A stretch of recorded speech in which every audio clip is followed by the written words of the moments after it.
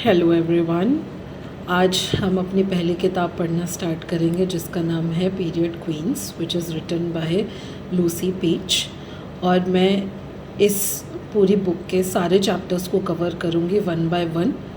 And हम यही सोचेंगे कि हम सब यहाँ पर प्राइमरी रीडर्स हैं जो पीरियड्स के बारे में फ़र्स्ट टाइम पढ़ रहे हैं। और ऑथर ने भी ये किताब इसी चीज़ को ध्यान में रख कर लिखी है, तो इस चीज़ को हम फॉलो करेंगे।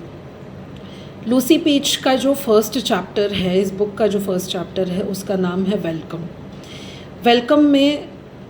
वेलकम चैप्टर में शी टॉक्स अबाउट कि बहुत सारी इंडस्ट्रीज़ आज के टाइम पे बैलेंस और डायरेक्शन के बारे में बात करती हैं।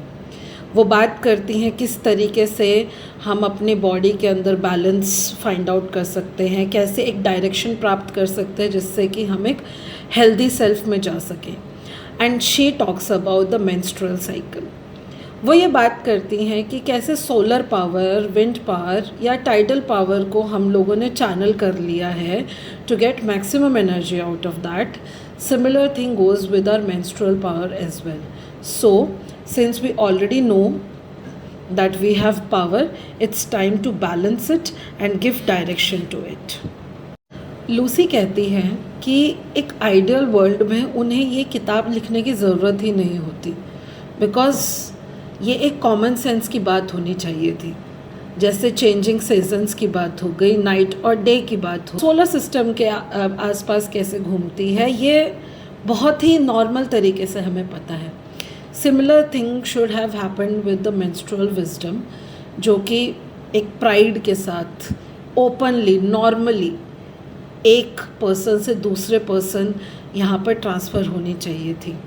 हमें पता होना चाहिए था कि हार्मोनल चेंजेस हमारे every day through out the month कैसे होते हैं और एज अ रिज़ल्ट हम कैसे अपने आप को बेहतर बना सकते हैं। रादर देन क्या हमें बताया गया कि विमेन जो रहती है वो all the months roller coaster ride पे रहते हैं इमोशंस की, और उसके सारे डिसीजंस जो होते हैं वो इमोशन बेस्ड होते हैं। लूसी ये बात कहती हैं, और जो कि हम सब पढ़े लिखे लोग ये जानते हैं कि it's very normal to track our cycle. और यस, इसके बहुत सारे बेनिफिट्स हैं जिसको हम महसूस कर सकते हैं और अपनी पावर में इस्तेमाल कर सकते हैं। तो इससे क्या होगा कि we will try to love ourselves more, and पूरा जो मंथ है जिसमें अलग अलग फेजेस जो हो रहे हैं हमारे साथ, उसको हम अच्छी तरह से यूटिलाइज़ कर सकते हैं।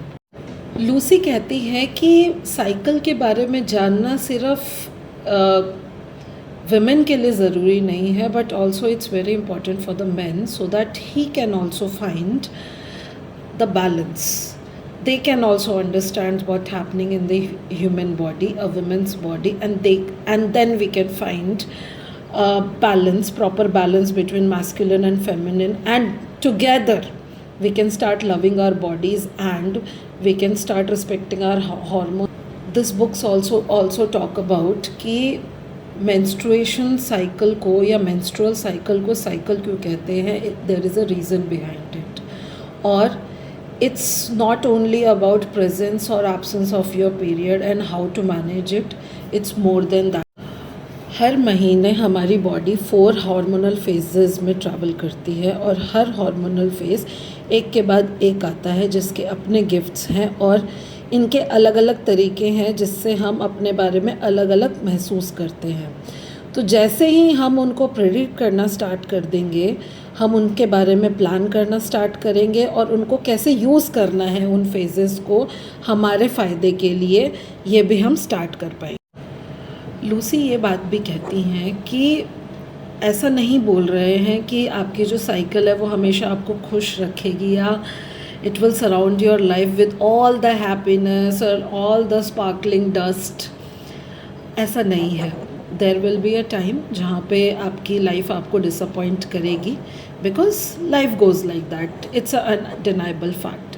But once you get to know your body, your hormones, you won't have to face it alone, and you will be able to catch yourself before you roll on into it, like a dog with something smelly.